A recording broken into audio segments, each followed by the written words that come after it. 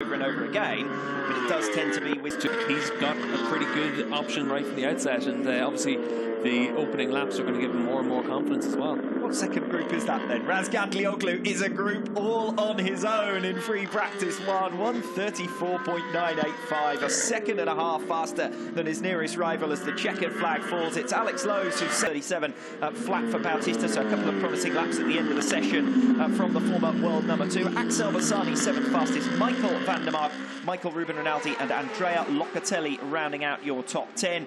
Jonathan Rea completes his installation lap and he'll see the checkered flag. Yeah, and Andrea Locatelli was the busiest rider out there as well. Looks like he's going to do 21 laps in this session himself, and Tito Rabat. And Toprak put in a lot of laps as well, 19 laps, and you'd imagine when you look at the time there from Alex Lowe's at 36.5, Toprak's going to have quite a few laps faster than that as well. When we see the session analysis at the end of the session, that's where we're really going to be able to see just how strong Toprak's been. It hasn't been one lap, I'd say you're looking at 5 or 6 laps that have been faster than anyone else. You mentioned previously the crash for Tom Sykes in the second sector earlier on in the session. He made his way back to the pits as Toprak Razgatlioglu proves himself a real master of balance on the front wheel. He's like a performing seal at times, this man, isn't he? And he might have some more celebrations in store for us if he can claim the world title this weekend, which could be as soon as tomorrow. Well, I'll be honest, no matter what Toprak's title celebrations could potentially be, they're not going to be anywhere near as spectacular as he is out in the racetrack, because